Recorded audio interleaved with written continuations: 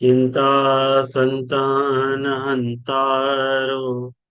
यत्पादाम्बुजरेणव श्रियान् तान्निजाचार्यान् प्रणमामि मुहुर्मुहुः यदनुग्रहतो जन्तुः सर्वदुःखातिगो भवेत् तमहं सर्वदा वन्दे श्रीमद्वल्लभनन्दनम् अज्ञानतिमिरान्धस्य ज्ञानाञ्जनशलाकया चक्षुरुन्मीलितं येन तस्मै श्रीगुरवे नमः।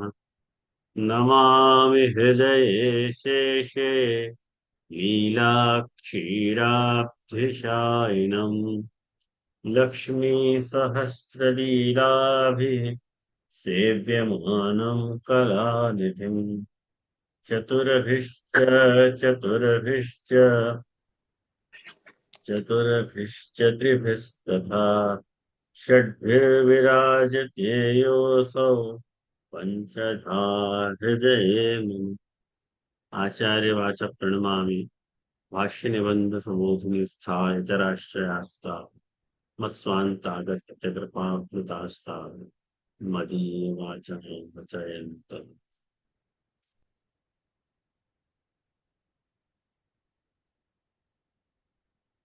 बहुत दिनों के बाद आज नामत्मक स्तोत्र को सत्र अपन प्रारंभ करने जा रहे हैं। और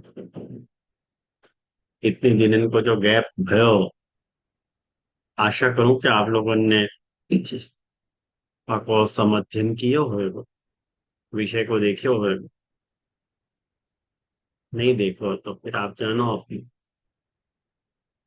वैसे संक्षेप में विषयन को पुनरावर्तन करने के उद्देश्य से ये बात समझने का प्रयास करो कि नाना ब्रह्म निराकर्ता, ये जो गोसाई जी को 67वां नाम, या में अपन ने भागवत संगति के अंतर्गत मैंने आपको ये बात समझाई थी कि या नाम की संगति 3 अध्याय से हो रही है।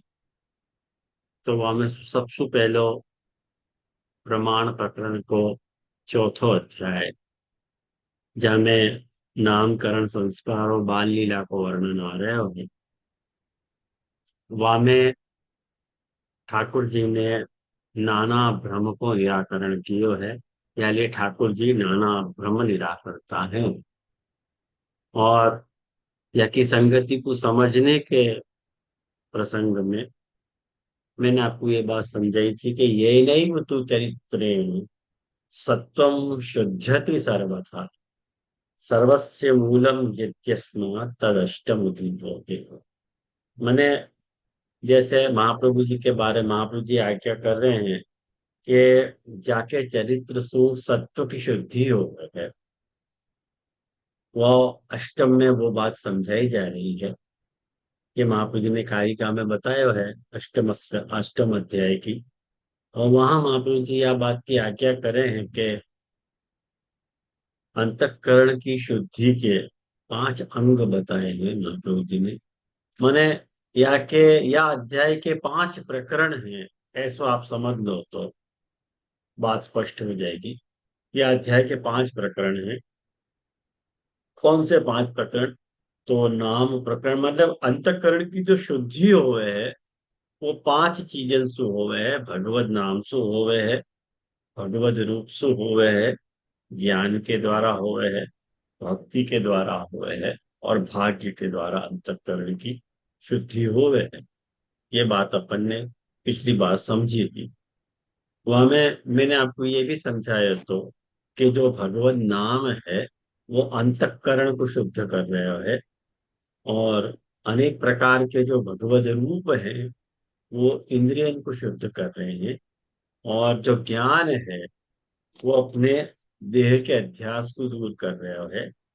और भक्ति जो है वो अपनी देंदे प्राण में रही भई जो अपनी आसक्तियां हैं उनको दूर हटा के भगवान में प्रेमासक्ति करा रही है। भगवान मने भक्ति जो है, यानी है वो भक्तन के प्राण रूप है, यानी वो प्राणाध्यास को निवर्तन हमें बताया है।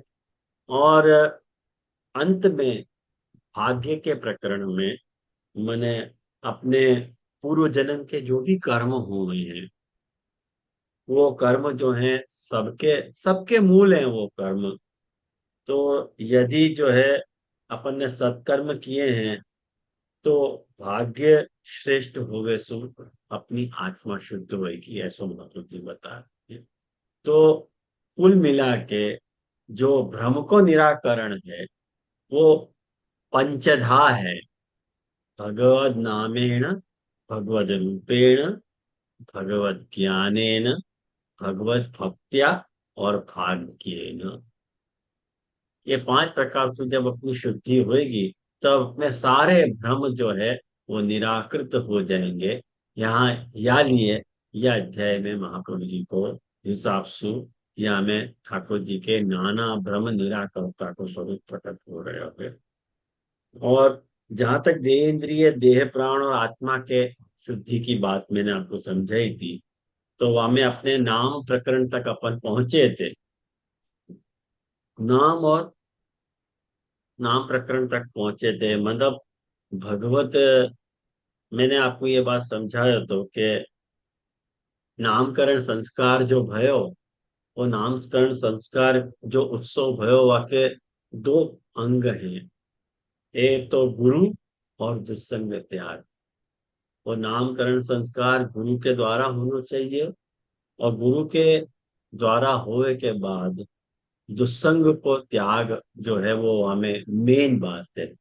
आपको गुरु को संग भी मिले हो और दुस्संग भी मिले हो तो कदाच हो सके है कि शायद आपको वो संस्कार जो है अच्छी तरह से काम नहीं करे।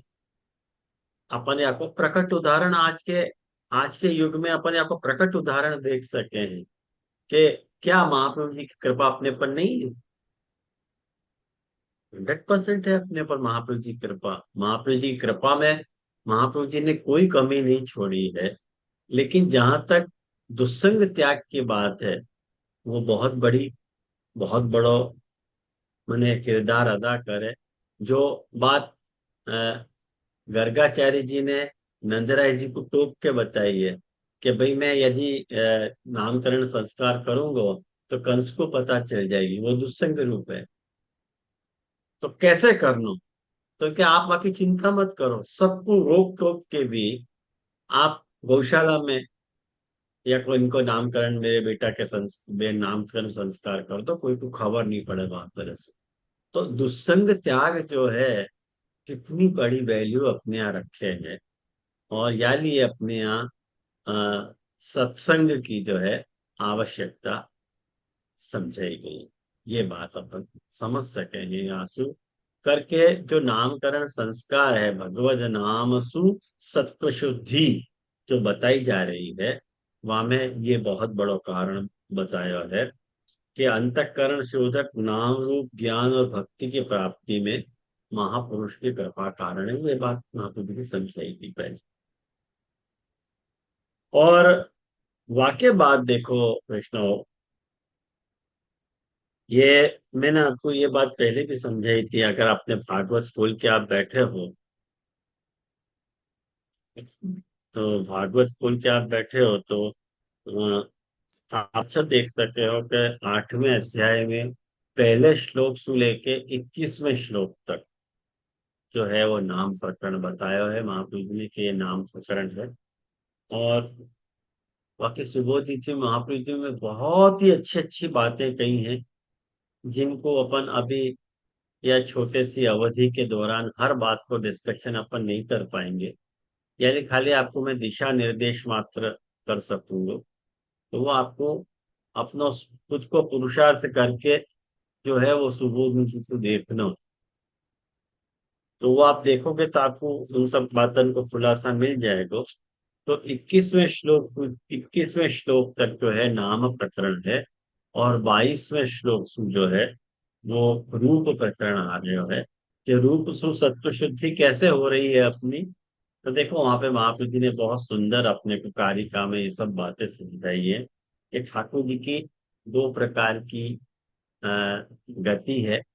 एक साधारण गति है और एक विशेष गति। मैंने भगवान के दो रूप जो है वो भूमि पे हैं। कौन से दो रूप? एक पराश्रित और एक स्वाश्रित रूप, है ना। और एक तीसरो भी रूप महाप्रभु जी ने बताया है कि सर्व प्रकारेण सर्वाश्रित रूप जो है वो। तो एक बात समझो कि 22वां श्लोक जो है वो भगवत गति को वर्णन कर रहा है, और 23वां श्लोक जो है वो गति के प्रकारन को वर्णन कर रहा है, और 24वां श्लोक जो है वो यशोदा जी की गोदी में स्थित जो प्रभु विराजमान है, विराजमान जो प्रभु है, उनको वर्णन कर रहे हैं। तो ये आप देखो, वाकई बात आपको ठाकुर जी के मतलब चलने के जो स्वरूप है वाकई बारे में विचार सुखदेव जी कर रहे हैं कि ठाकुर जी के दो प्रकार के स्वरूप हैं। एक पराश्रित स्वरूप है और एक स्वाश्रित स्वरूप है, और सर्व प्रकार है ना स्वाश्रित स्वरूप है। वो मतलब पराश्रित कौन सो कि वो 25वें श्लोक में जो बताया हुआ है आप देखोगे तो पराश्रित 25वां श्लोक है, और स्वाश्रित जो है वो 26वां श्लोक है। वो आप देख लो, हम पता चल जाएगी। तो ये जब अपन देखे हैं तो यहाँ में जो भगवत रूप है, भगवत रूप को सुखदेव जी ने पंचधा वर्णन किया है। आप देखो ठाकुर जी के 5 रूप यहाँ में बताए गए हैं। बहुत सुंदर बता रहे हैं महाप्रभु जी। वो महाप्रभु जी की दृष्टि है ऐसी पहचानने की। एक तो ठाकुर जी जो ढिठाई कर रहे हैं, ढीठ पनों कर रहे हैं ठाकुर जी, वो एक ढिठाई को जो बात, ढिठाई को रूप प्रभु ने ये अध्याय में अपना प्रकट किया है। तो बच्चे ढीठ पनों करें कि नहीं, अड़ जाए कोई बात के ऊपर, एक प्रभु को वहां प्रसाद को रूप है। और एक प्रभु ने मूत्र आदि के कार्य किए थे, मेहनादीनी वास्तव, वो वाले प्रभु ने अपना एक बालक और बालक रूप प्रकट किया है। और वाक्य बाद तीसरा एक चौर्य को रूप प्रकट किया है। और चौथो जो है वो दूसरे के रूप को ठाकुर जी ने धारण किया है। और पांचवो सत्पुरुष को कार्य मतलब। तो ये जो 5 रूप प्रभु ने धारण करे हैं, वहां में महाप्रभु जी ने ठाकुर महाप्रभु जी ने वह लीला को वर्गीकरण किया है कि जो ढिठाई को रूप ठाकुर जी ने प्रकट कियो, वहां में ठाकुर जी ने देहवत लीला करी है, ऐसे महाप्रभु जी कह रहे हैं। और जो मुद्रा जी के कार्य ठाकुर जी ने किए हैं, वहां में ठाकुर जी ने इंद्रियवत लीला करी है, इंद्रिय के पक्ष को ध्यान में रख करके। और जो चौर्य आदि की लीला ठाकुर जी ने प्रकट करी है, वो प्राणवत लीला ठाकुर जी की माननी चाहिए। और जो दूसरे को रूप को धारण करना है, वो है अंतःकरणवत लीला समझनी चाहिए। और सत्पुरुषन के कार्य को जो ठाकुर जी ने किया है वाचा रूप से, वह को आत्मवत लीला माननी चाहिए। ऐसे देह इंद्रिय प्राण अंतःकरण और आत्मा, ऐसे पंचधा रूप ठाकुर जी ने या अष्टम अध्याय में प्रकट किए हैं, जिनको अपन सम्यक अवलोकन करके हृदय में धारण करें तो अपने सत्व की शुद्धि हुए है। ये बात महाप्रभु जी ने बताई है अपन को। ये 8वें अध्याय को विषय है। और एक दूसरी अ, जो बहुत गजब की बात वैष्णव या अध्याय में महाप्रभु जी बता रहे हैं, वो ये बात बता रहे हैं कि ठाकुर जी के बहुत सारे वैष्णव ने मुझको ये प्रश्न किए हो। तो अभी यहाँ आप लोगों ने नहीं, यहाँ पे कोई यहाँ सत्संग चल रहा हो तो वह सत्संग के दौरान ये प्रश्न मेरे को पूछोगे तो कि ठाकुर जी की लीला क्या निर्गुण लीला है, ठाकुर जी जो भी लीला कर रहे हैं।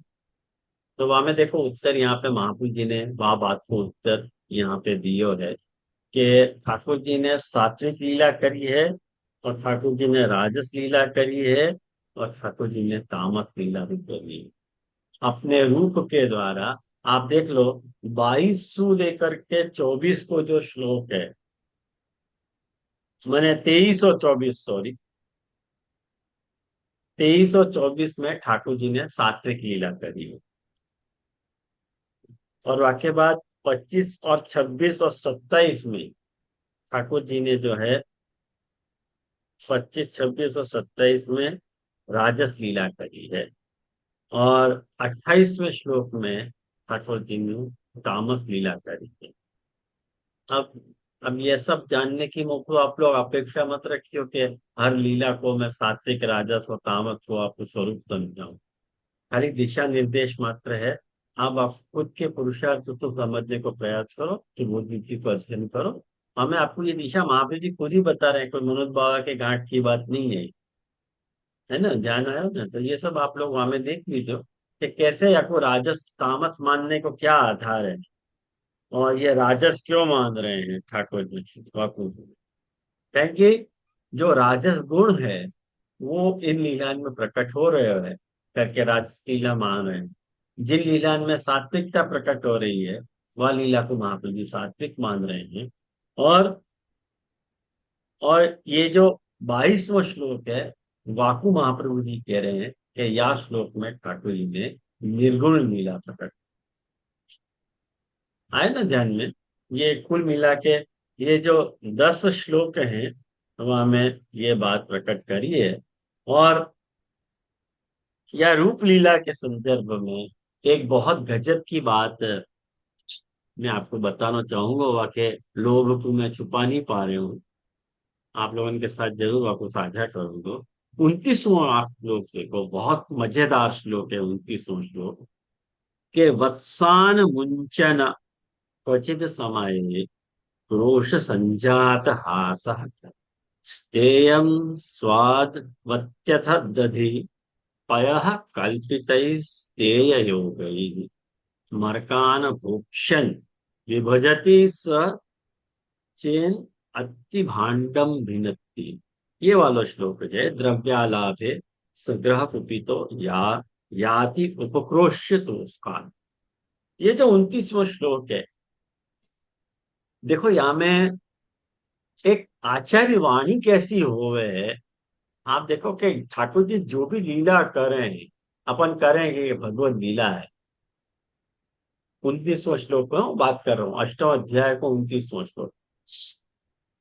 वह लीला में महाप्रभु जी ने षड्विध लीला बताई है, भगवत लीला बताई है, मतलब ऐश्वर्य वीर यशस्वी ज्ञान वैराग्य बताया। आप बड़ा कमाल की बात है, ये सब षड्विध लीला कैसे महाप्रभु जी ने बताई है। आप हमें देखो कि जैसे वत्सान मुंचन, आप पहले अपन अनुवाद देख ले तो आपको अच्छी तरह से ख्याल आ जाएगी ये बात।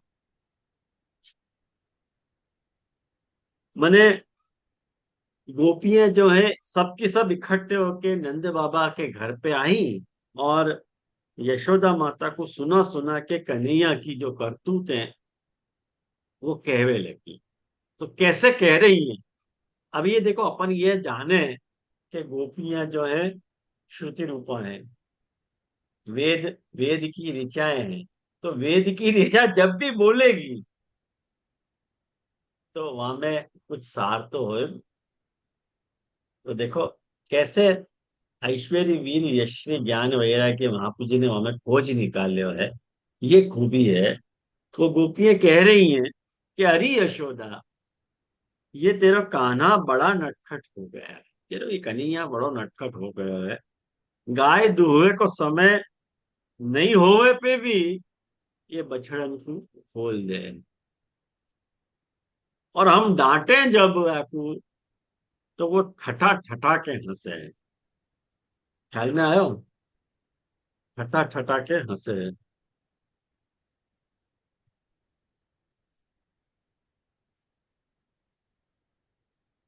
ये भैया।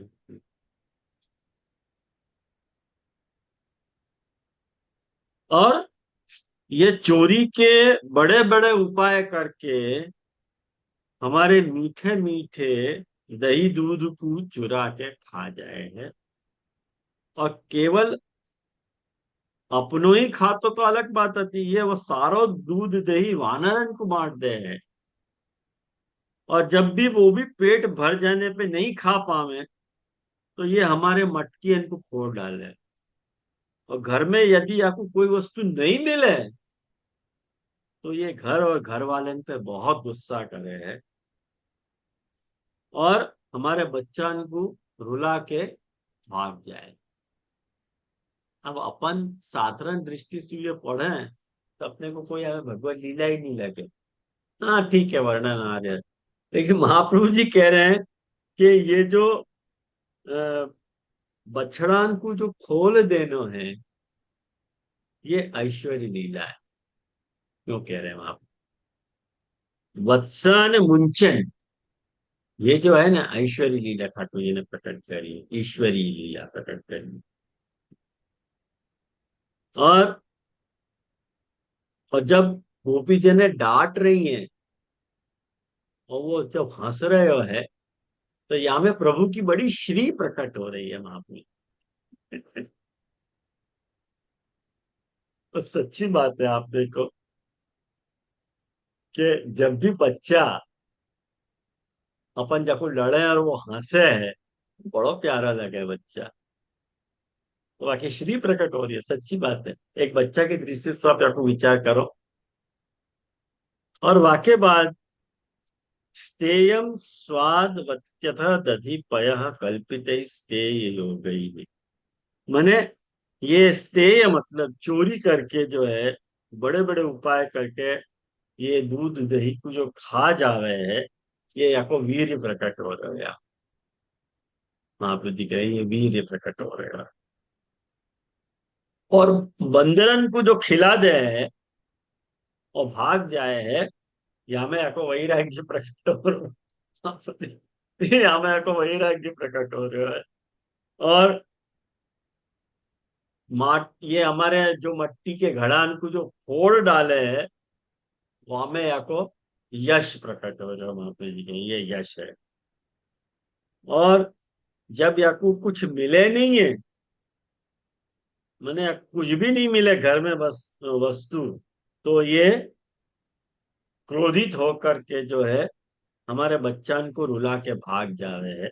ये आपको ज्ञान है, ये हमें आके ज्ञान लीला प्रकट होती है मनुष्य दिव्य। तो ऐश्वर्य वीर यशस्वी ज्ञान वैराग्य जो है यहाँ में या तरह से काम कर रहे हैं। ख्याल आयो ना आपको? ऐश्वर्य वीर यश्वी ज्ञान वैराग्य यहाँ में या तरह से काम कर रहे हैं। तो ये 29वां श्लोक या प्रकार को देखो, भगवत रूप को वर्णन आ रहा है या तरह से। तो या तरह का जो भगवत रूप है, देखो एक बात मैं आपको समझाऊं कि ये केवल कृष्णा अवतार के समय की ही बात हो है, ऐसा नहीं। यदि आप अपने घर में विराजमान जो प्रभु हैं, उनको भी यदि ध्यान से दर्शन करो ना, तो प्रभु आपको याद तरह का अनुभव जता सके, नहीं जताएंगे ऐसे थोड़ी है। आपके पास वो दृष्टि होनी चाहिए। ख्याल में है, आपके पास वो दृष्टि होनी चाहिए। अगर दृष्टि आपके पास है, तो जो है आपको जरूर आपको फल मिलेगा। ख्याल में आया? जब तक अपन बात तरह सु मतलब तैयार नहीं हो, एक बात समझो,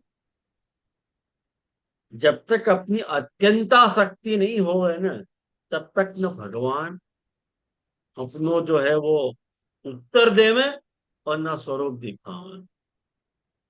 भगवान न उत्तर दे रहे हैं, न अपनो स्वरूप दिखावे। ये बात तो 100% है। ख्याल में आया ना? तो ये बात भगवत रूप के बारे में है।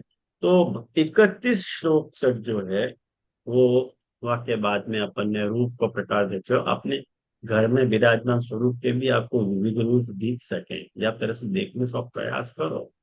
अपन देखे नहीं है प्रभु के रूप को। अपन सेवा यदि जो है क्रियावत यदि कर रहे हैं, क्रियावत कर रहे हैं, तो वहां में वातरे के भाव की अनुभूति होना बहुत दुर्लभ कथा है। एक बात तो ये। वाक्य बात जो है ज्ञान रूप प्रकरण आ रहे होते हैं, देखो। ज्ञान रूप प्रकरण मतलब ज्ञान रूप प्रकरण शुरू हो रहा है 32वें अध्याय से लेकर के 42वें अध्याय तक। 32वें श्लोक को प्रारंभ करके 42 श्लोक तक ज्ञान प्रकरण है। और वो ज्ञान प्रकरण ज्ञान प्रकरण में वैष्णव। ना ना એવું કઈ हाँ નથી बोलो ચાલો आनंद जी। પ્રભુદેવ जी जी, धन्यवाद प्रणाम। यदि ये सोते हुए बच्चन को उठा के और रुला के चले जाना, में ज्ञान लीला में समझ में नहीं आई थी। मैंने कही थी नहीं, आप बात की इंक्वायरी मत करिए मेरे से। अब ये बालक की दृष्टि से सोचोगे ना तो आपको पता चलेगी। बाल लीला है ना, बाल रूप है ना जी ठाकुर जी को। जी बस इतनी हिंट आपको दे सकूं कि बाल लीला के आवेश में ठाकुर जी को ये ज्ञान प्रकट किया। ऐसे कर दो। अच्छा अच्छा, ठीक आया ना ठीक। सर? जी जी जी। धन्यवाद प्रणाम जी। हाँ।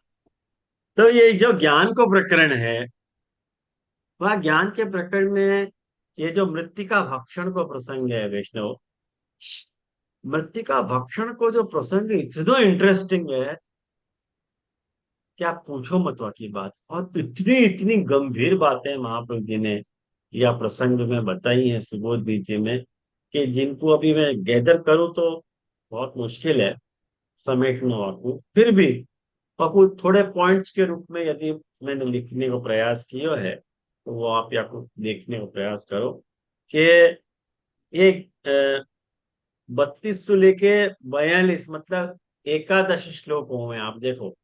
32, 33, 34, 35, 36, 37, 38, 39, 40, 41, 42। तो ये जो अपने एकादश वृत्तियन के जो दोष है ना, एकादश इंद्रियन की जो वृत्ति है, और उन इंद्रियन के वृत्तियन के जो दोष हैं, उन दोषन को दूरी करवे के यदि दोष दूर हो जाए तो अपना अंतःकरण शुद्ध हो जाए, तो अपने को ज्ञान प्रकट हो गए करके 11 है श्लोक। ये महाप्रभु जी कारिका में बता रहे हैं। ये महाप्रभु जी को सूझा है ये सब, कि इतने श्लोक पर इनको ये भाव निकालना था। और महाप्रभु जी हमें ये बात और समझा रहे हैं। ये मैं आपको जो अभी थोड़ी देर पहले बताई कि जब तक अत्यंत आसक्ति नहीं हो रहे है तब तक भगवान न उत्तर दे रहे हैं और न स्वरूप दिखा में अपने। अपन को अपन को अक्सर लगे कि ठाकुर जी अपने से बात नहीं करें, बात नहीं करें। लेकिन वो बात करने के लिए महाप्रभु जी यहाँ समाधान दे रहे हैं कि अपने को अत्यंत आसक्ति होनी चाहिए। वो अत्यंत आसक्ति जब तक नहीं है तब तक ठाकुर जी न उत्तर देंगे और न अपना स्वरूप दिखाएंगे। अपनी अत्यंत आसक्ति तो लौकिक में है, क्या के लिए। वाक्य बाद आप देखो रूप प्रकरण सु एक, कनेक्ट करो आप कैसे रूप और ज्ञान प्रकरण जो है मैच हो रहे है। मतलब महाप्रभु जी कहें कि रूप प्रकरण के कारण यशोदा जी को कृष्ण में पुत्रत्व की प्रतीति है। समझे कि नहीं? पुत्रत्व की प्रतीति हुई कि अब ये मेरा पुत्र है। जब रूप प्रकरण भयो ना, रूप प्रकरण पूरा भयो। अब आप देखो रूप प्रकरण को अंतिम अंतिम जो है,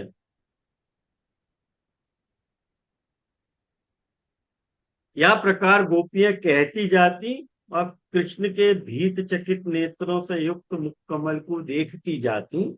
उनकी ये दशा देख के नंदराय जी यशोदा जी उनके मन को भाव ताड़ लेती कि उनके हृदय में स्नेह और आनंद की बाढ़ आ जाती।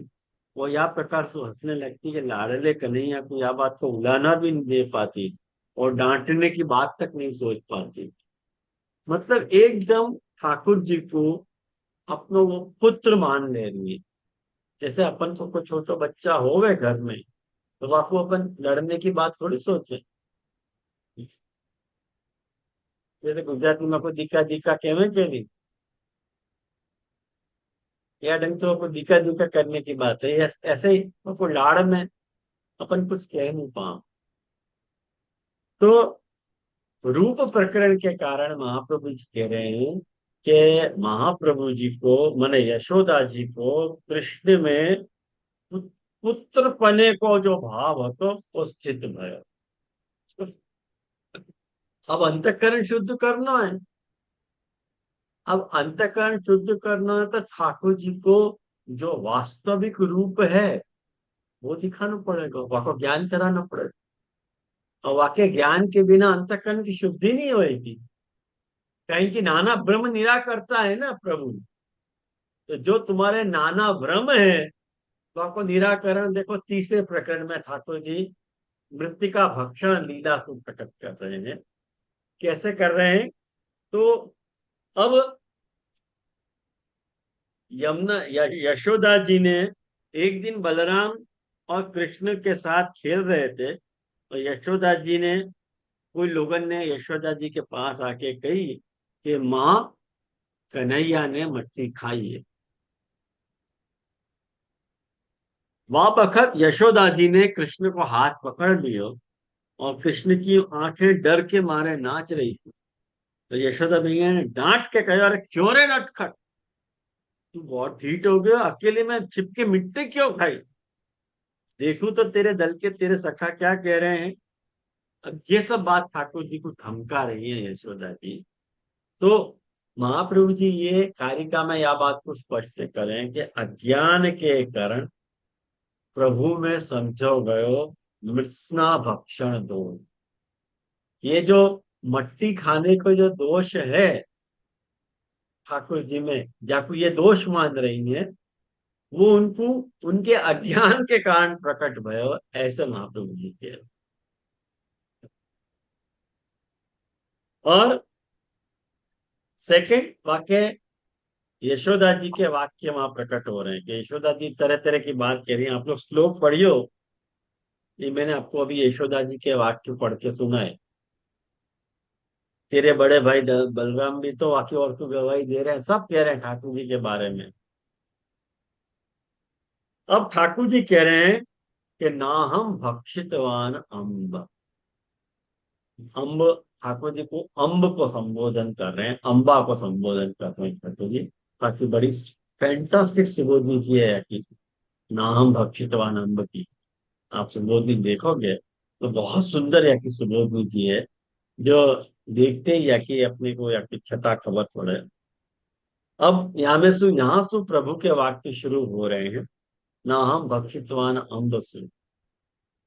और ये बात ठाकुर जी कह के अब देखो ठाकुर जी धीमे धीमे यशोदा जी को कृष्ण में रहो भयो जो देहवत पुत्रत्व को भाव है वह को दूर करके, उनके अज्ञान को दूर करके, उनके अंतःकरण को शुद्ध करने के लिए, ज्ञान को स्थापन करने के लिए प्रभु ने अपने मुख में ब्रह्मांड के दर्शन कर, ख्याल आयो ना, अपने तो मुख में ब्रह्मांड के दर्शन करवाए। पूछना हो तो आपको वादन जी के आपने ऑफ भी किया है वो, आपको वो उठो गया है, हैंड रेज है, आप आपको ऑफ कर दो।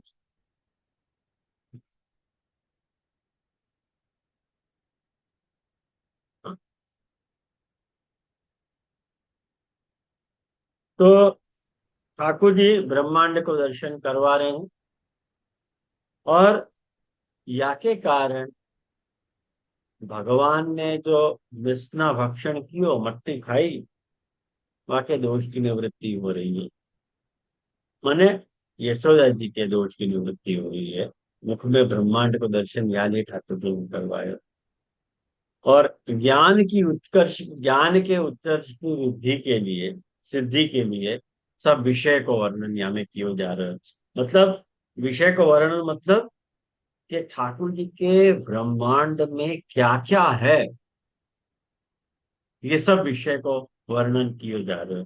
यशोदा जी ने ठाकुर जी के मुखार विंद में देखियो कि चर अचर संपूर्ण जगत विद्यमान, आकाश, दिशाएं, पहाड़, द्वीप, समुद्र के सहित सारी पृथ्वी, वायु, विद्युत, अग्नि, चंद्रमा, ज्योतिमंडल, जल, तेज, पवन, देवता, मन, इंद्रिय, पंच तन्मात्राएं, तीनों गुण सारे श्री कृष्ण के मुख में दिख पड़े यशोदा जी। अब ये देखो ज्ञान की प्रोसेस है। अब ज्ञान की प्रोसेस तो ठाकुर जी यशोदा जी को ले जा रहे हैं, और विषय और उत्पन्न वासु भय को, उत्पन्न जो भय है वह को वर्णन हो रहा है। वह के बाद कैसे भय को वर्णन हो रहा है, 40वां श्लोक आप देखो, श्लोक नंबर 40 आप देखो, तो सोचने लगी कि ये कोई स्वप्न है या भगवान की माया, कहीं मेरी बुद्धि में तो कोई भ्रम नहीं हो गया है। संभव है कि मेरे या बालक में कोई जन्मजात जो है कोई योग सिद्धि हो, जो चित्त मन कर्म और वाणी के द्वारा, अनुमान को विषय नहीं है ये भाई सारा। और उनको जब यह तेरे को या तेरे को ज्ञान हो गया है, तो वो ठाकुर जी को देखो प्रणाम कर रही है। ये ज्ञान का कार्य है। और भय निवृत्ति के लिए पूर्व पक्ष की अपनी युक्तियां दे रही हैं। अब देखो कितनी बढ़िया बात यशोदा जी बोल रही हैं। श्लोक नंबर 42 में आप देखो कि यशोदा जी ये कह रही हैं कि ये मैं हूं, ये मेरे पति है, और ये मेरा लड़का है, और मैं ब्रजराज की जो समस्त संपत्ति की स्वामिनी धर्म पत्नी हूँ। ये गोपियां, गोप और गोधन, ये सारों मेरे अधीन है, जिनकी माया सु मुकु या प्रकार की कुमति घेरी गई है। मैंने मुकु या तेरे को जो कुमति है मेरी, या तेरे सु मैं सोच पा रही हूँ, उनको पता चल रही कि ये मेरी कुमति है। ख्याल आयो ना। वो भगवान ही एकमात्र मेरे आश्रय हैं, मैं उनकी शरण में हूं। तो ये भयभीत यशोदा जी को भगवत शरणागति की सिद्धि हो रही है, वह ज्ञान की सिद्धि के कारण। मने सुखदेव जी ये कह रहे हैं कि जब या प्रकार से यशोदा जी श्री कृष्ण के तत्व को समझ गई, ख्याल में आयो 42वें श्लोक तक हो, ये 42वें श्लोक तक को अपन ने काम देखो। और एक सीधी सी बात आप समझो कि जब अक्षर अपने में ज्ञान उत्पन्न हुए तो केवल ज्ञान भक्ति नहीं है, स्नेह भी साथ में होना चाहिए। स्नेह, स्नेह रहित ज्ञान या ज्ञान रहित स्नेह भक्ति नहीं है। भक्ति कैसा कॉकटेल है कि जहाँ ज्ञान को भी थोड़ा एलिमेंट होना चाहिए और स्नेह को भी थोड़ा एलिमेंट होना चाहिए, वह को शेक करे, और तीनों ये भक्ति को तत्व है अपने यहाँ। तो ठाकुर जी भक्ति को स्वरूप को पूर्ण करावे के लिए ठाकुर जी ने क्या किया, ये आप देखो कि 43वें श्लोक में सुखदेव जी आप बात को समझा रहे हैं कि जब या प्रकार तो यशोदा जी जो है श्री कृष्ण के तत्व को समझ गई, तब सर्वशक्तिमान और सर्वव्यापक प्रभु ने अपनी पुत्र स्नेहमयी जो है वैष्णवी योग माया जो है वह को उनके हृदय में संचार। ये देखो भक्ति को उदय कर ख्याल में है ना, भगवान ने अपनी देवी माया फैला दी। तो ये 43वां, 44वां और 45वां 3 श्लोक भक्ति प्रकरण के आ गए हैं, जहां में जाके कारण क्या भयो, यशोदा जी कह रहे हैं, यशोदा जी तुरंत वह घटना को भूल गई। कहीं कि ज्ञान आड़े आएगा ना, ज्ञान आड़े आएगा भक्ति में, स्नेह में ज्ञान आड़े आएगा। और अपने बच्चा को गोद में उठा दिया, जैसे उनके पहले हृदय में प्रेम को समुद्र उमड़ता तो ऐसे ही फिर से उमड़ने लगे। ठाकुर जी ने उनमें अंतःकरण के दोष निवृत्त कर दिए, और जब अंतःकरण के दोष निवृत्त कर दिए तब उनमें ठीक हो संचार होवे लगो। तो या में एक बहुत बढ़िया जो है वो, या में मैं आपसे बताऊं,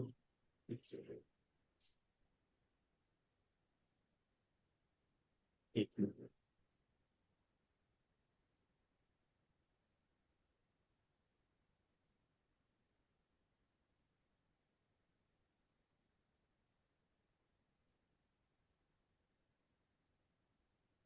या में नहीं है, लेकिन आपको मैं होमवर्क के तौर पे जो 45वां श्लोक है, वो 45वां श्लोक आप घर पे जाकर के शांति से जाकर पढ़िए हो, जहाँ में महाप्रभु जी ये बात कह रहे हैं कि सारे वेद, उपनिषद, सांख्य, योग और भक्त जन जिनके महात्म को गीत गाते गाते नहीं अघा रहे हैं, उन्हीं भगवान को यशोदा जी अपनो पुत्र मानती है। अब ये देखो, ये या के लिए मैं आपको पढ़ने के लिए कह रहा हूँ घर पे जाकर के क्लास के बाद, कि अक्सर अपने की ये शंका हो गए कि अपनो ठाकुर जो है सर्वातीत कैसे है, गुणातीत कैसे है, मैंने आपको महात्म कहाँ लिखो गया। तो यहाँ में अपने को महाप्रभु जी को निरूपण या कि सुबोध जी ने महाप्रभु जी ने बताई है कि सारो विस्तार कैसे है, प्रमाण तो सारो, वो आप देखियो, हमें पता चल जाएगी अपनी बात। या के बाद ये बात पूरी हो गई, वाक्य बाद ये है भाग्य प्रकरण। ये भाग्य प्रकरण आप देखो, भाग्य प्रकरण में ये 46 से लेकर के 52 श्लोक तक ये भाग्य प्रकरण है। और भाग्य प्रकरण को जो मूल थ्रक्स है, जो जो आपको सार है, वो यह प्रकार का सार है कि वहां महाप्रभु जी ने या भाग्य प्रकरण के प्रारंभ में ये बात को समझायो है कि ये जो यशोदा जी को श्री कृष्ण जैसे पुत्र की प्राप्ति भई, वो कैसे पई बरा, ये भाग्य प्रकरण ही, मतलब अपने अंतःकरण की शुद्धि में, अंतःकरण की शुद्धि में जैसे भगवत नाम को रोल है, भगवान के रूप को रोल है, भगवान के ज्ञान को रोल है, भगवान की भक्ति को रोल है, ऐसे ही अपने भाग्य को भी कुछ रोल है। अपने भाग्य को भी, अपने भाग्य के कारण भी अपने को कोई चीज मिले, अपने को भाग्य के कारण कोई चीज मिले, अपन जो सोचते हैं कि नहीं नहीं ये चीज अपने को कैसे मिली भाई, कुछ अपने भाग्य से होंगे, अपने ऐसे कोई पिछले जन्म में अपने ऐसे कोई सत्कर्म अपन ने किए होंगे कि जस सत्कर्म के कारण ठाकुर जी ने अपने ऊपर या तेरी कृपा करी है ना। तो वहां में महाप्रभु जी ये बात बता रहे हैं कि ये अपने ऊपर जो अपने भाग्य को कौन सुधारे है, तो वहां में महाप्रभु जी एक आंसर दे रहे हैं कि महापुरुषन की कृपा से ये बात हो रही है। समझ में आया?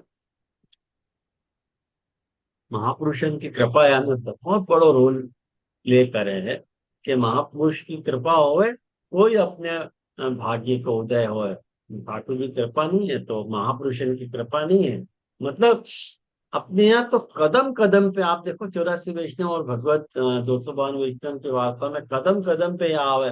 जैसे गदाधर दास, गदाधर दास की वार्ता में भी आवे कि वो माधव दास के ऊपर गदाधर दास ने आशीर्वाद दियो, तो गदाधर दास को काम हो गया। ख्याल में आया ना? सो तो वहां में ये जो ये प्रश्न उठा रहे हैं कि नंद बाबा ने ऐसा कौन सो मंगलमय साधन किए हो, तो वो परम भाग्यवती यशोदा जी ने भी ऐसी कौन सी तपस्या करी होती कि जाके कारण स्वयं भगवान ने अपने श्रीमुख से उनको स्तनपान किए। इतनी बड़ी कृपा यशोदा जी के ऊपर नहीं। तो वहां में यूं कह रहे हैं कि त्रिकाल, ये वहां में द्रोणो वसुनाम प्रवर पूरो 48 से लेके 52 श्लोक तक जो है वो ज्ञानी महात्मा जी ने विस्तार सुखदेव जी ने हमें बताया है कि कैसे उनको भाग्य को परिवर्तन हुआ। वैसे लोग ये समझे हैं कि अपने कर्म के कारण अपन अपन को ये सब फल की प्राप्ति हो गए। वहां में महाप्रभु जी ने कर्म बताए हैं, आप तो वो चीज भी पढ़ोगे तो पता चली जाएगी कि अग्निहोत्र, दर्श पौर्णमास, चातुर्मास, पशु और सोम, ये 5 प्रकार के कर्म बता रहे हैं कि आदमी को करने लायक जो वैदिक कर्म है ये 5 है।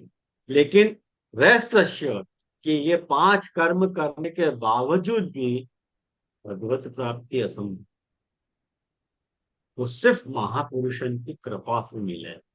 अपन ये मन में फांका रखें कि हमने या प्रकार के 5 कर्म किए हैं तो हमको भगवत प्राप्ति हो जाएगी, तो ये फांका मन में मत रखो जब तक महापुरुष की कृपा नहीं हुए।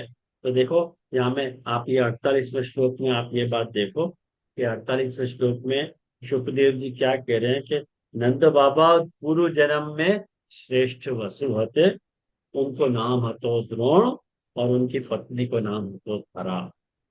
उनने ब्रह्मा जी के आदेश के पालन करने की इच्छा से कही, ये बात कही कि भगवान जब हम पृथ्वी पर जन्म लें तब जगदीश्वर जो भगवान है श्री कृष्ण में हमारी अनन्य प्रेममयी भक्ति होए। और ब्रह्मा जी ने कही कि ऐसे ही होए बचाओ। तो वो ही परम यशस्वी भगवान में द्रोण जो हते वो ब्रज में पैदा भय और उनको नाम भयो नंद। ये पूर्व जन्म में द्रोण हते, इनको नाम द्रोण थे और उनकी पत्नी को नाम धरा। तो याद ये यहाँ पे कह रहे हैं कि और वे ही धरा या जन्म में यशोदा जी के नाम तो उनकी पत्नी पर। अब या जन्म में जन्म मृत्यु के चक्र से छुड़ाने वाले भगवान उनके पुत्र भय और समस्त गोप गोपी की अपेक्षा इन ये जो पति पत्नी है नंद और यशोदा जी, उनके प्रति अत्यंत प्रेम करो। ब्रह्मा जी की बात को सत्य करने के लिए भगवान कृष्ण जो है बलराम जी के साथ रहकर सारे ब्रजवासियों को अपनी आनंद लीला से आनंदित करने लगे। तो यह प्रकार से देखो नाम प्रकरण की समाप्ति है। तो ये अपन ने नाना भ्रम निराकर्ता के रूप को एक अध्याय देखो है। तो दूसरो अध्याय को अपन देखेंगे अगली बार। दूसरो और मतलब जो तीसरे 3 अध्याय से मैंने की संगति बताने को विचार किया है वो अध्याय अपन अगली क्लास में देखेंगे, क्योंकि अब समय नहीं रह गया। क्योंकि वहां में भी कुछ बहुत अच्छे अच्छी ये जो 12वां अध्याय है जो जहाँ में ब्रह्मा जी को मोह भयो है, तो हमें भी बहुत अच्छी अच्छी क्रीम की बातें महाप्रभु जी ने बताई हैं। तो उनको जो है मैं आपको अगली क्लास में समझाऊंगा। और एक छेल्लो अध्याय नंबर 82 है, वहां में अपन देख लेंगे ये बात। तो आज को अपन यहाँ रखें नामस्ता के स्त्रोत्र। और कम से कम एक तो पूरा भयो अपने आज ये 8वां अध्याय अपन ने पूरा देख लिया। तो याद तरह से आप लोगों को है कि संगति कैसी लगी, संगति लग भी रही है कि नहीं लग रही है। हाँ बोलो निशा बेन। वो जैसे से दंडवत प्रणाम। मैं ऐसे पूछ रही थी कि ये नाना ब्रह्म निराकरता है, तो वो नाना मीन्स के अपने को जो भी भ्रम है वो उसको निराकरण करना है, तो उसकी संगति में वो 8वां अध्याय वो नाम रूप और ज्ञान भक्ति वो आ हाँ रहा है क्या? हम्म, तो ऐसे सोचना है कि भाई ये 5 वो नाम रूप वगैरह से वो अंतःकरण की शुद्धि होती है, और अंतःकरण की शुद्धि होती है तब अपन को कोई कोई भी प्रकार के भ्रम नहीं रहते हैं, ऐसे सोचना है। हाँ बिल्कुल ऐसे ही। अच्छा अच्छा, दादा प्रणाम जय जय। ये एक बात बताओ निशा बेन हाँ कि ये जो सर्वोत्तम स्तोत्र है ना, हाँ सर्वोत्तम स्तोत्र वल्लभाष्टकम और कृतकृतम प्रेमामृतम के द्वारा भी यही बात हो रही है। हाँ। अपन को कोई भ्रम नहीं रह रहा है। अच्छा हाँ समझ में। देखो गोसाई जी हमें फलश्रुति में कह तो रहे, नित्यानंद निधे प्रोक्तम नामनम अष्टोत्तरम शतम श्रद्धा विसुद्ध श्रद्धा विशुद्ध बुद्धि पठत्य अनिदिन जनः स तदेक मना सिद्धिम उक्ताम प्राप्नोति न न संशय। संशय। अच्छा। तो मतलब सारे तुम्हारे भ्रम निराकरण हो जाएंगे, तुमको कोई प्रकार का भ्रम नहीं रहेगा महाप्रभु जी के प्रति के महाप्रभु जी कृष्ण स्वरूप है भी या नहीं। और हाँ वल्लभाष्टक में भी आगे आ जाएगा, देखो वस्तुतः कृष्ण है वो करते हैं, ये बात आ जाए। तो मैं सोचो अपन यहाँ रखें, आश्रय को पद करें अपन, आश्रय के पद को आज के साथ दर्शन का समापन करें। कोई और बात पूछनी हो तो भले पूछ सको।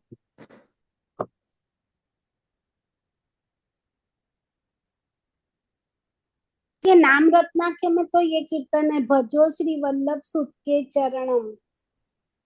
आपके जो आश्रय को आज पद और करना हो तो और ये कोई भी। नहीं, आज अपन कुछ और देखेंगे, पिछली बार तो अपन ने कियो तो वो पद हाँ हाँ जी, वो आज दिखा। आप, हाँ लास्ट टाइम है ना। करे हो तो। हाँ जी हाँ जी।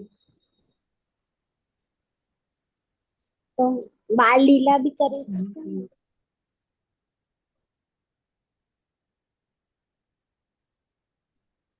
जी आज तो महादेव वो जी पधारे ना दर्शन करने ठाकुर जी के। हाँ हाँ हाँ।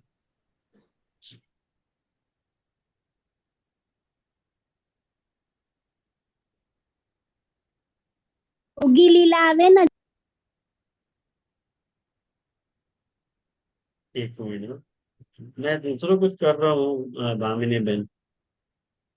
जी हाँ जी, जय जय, सॉरी, आपकी जैसी मर्जी है, मैं तो ऐसे ही कर, आपकी मर्जी।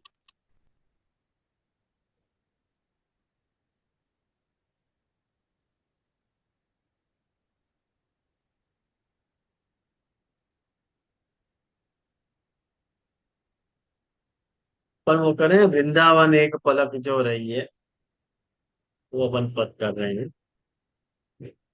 अपन या को भैरवी में ले रहे हैं, राग भैरवी में।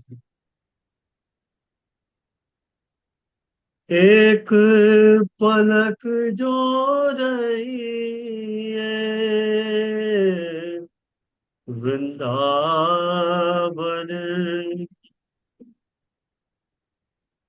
एक पलक जो रही है जन्म जन्म के पाप कटत है, कृष्ण कृष्ण मुख कहिए वृंदावन। एक पलक जो रही प्रसाद और जल जमुना को तनस तनस भर लई, सूरदास वैकुंठ मधुपुरी, भाग्य बिना कहाँ ते पइए सावन। एक पलक जो रही, एक पलक जो रही है वृंदावन की, वो पलक जो रही। अपन तो मेरे भगवत स्मरण। हाँ दंडवत प्रणाम, जय जय। दंडवत प्रणाम जय जय। दंडवत हाँ प्रणाम बाबा। दंडवत प्रणाम। हाँ,